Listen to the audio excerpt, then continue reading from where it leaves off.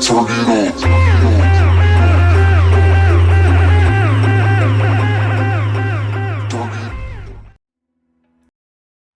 first Philippine Navy underwater operation team was established in 1956. Interestingly, history is a little vague to what the unit was created for.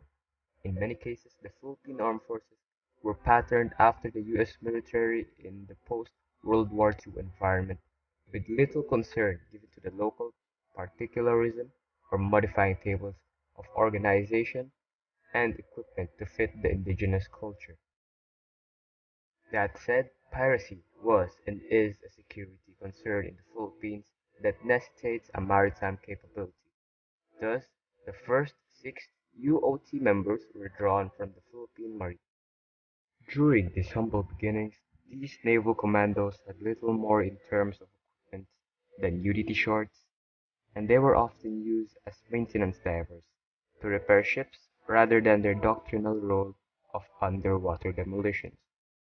Many nations have misused their special operations soldiers as VIP security, and the Philippines was no exception during these early years. In 1979, underwater operation groups was then reorganized into the Special Warfare Group. During the 70s, the SEALs finally began to show what they brought to the table.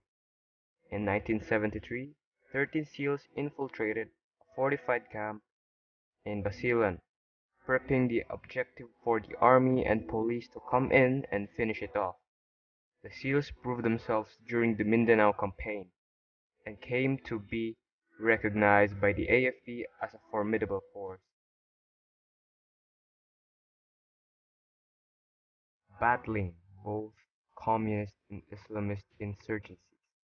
The Philippine SEALs also began sending students abroad to attend the US Navy's Basic Underwater Demolition SEAL course, and to Australia to learn clearance diving and to attend the Hyperbaric Medical Officer course.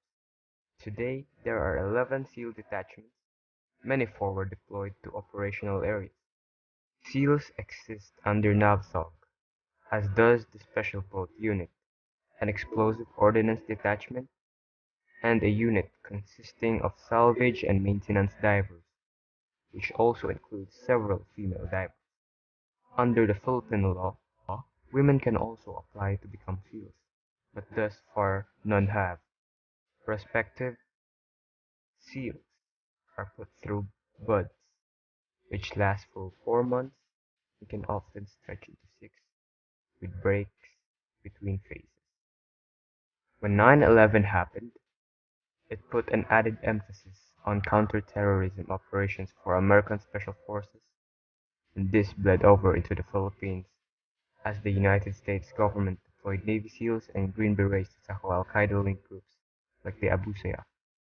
One such early encounter during America's War on Terror occurred in 2001.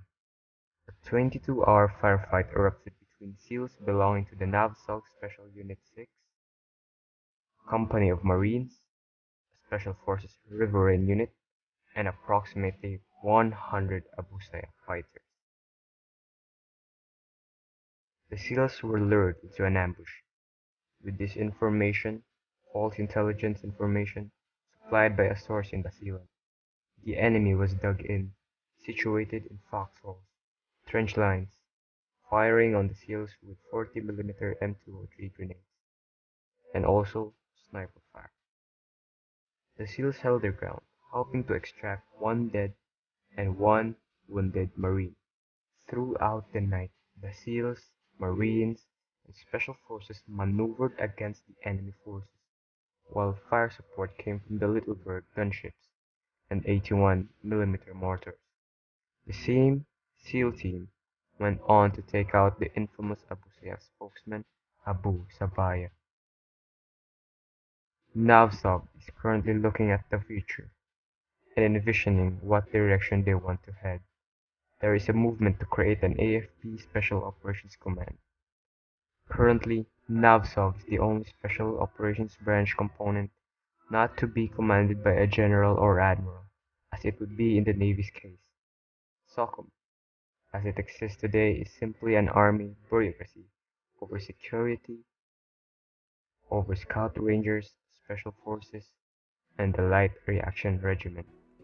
About to turn it on.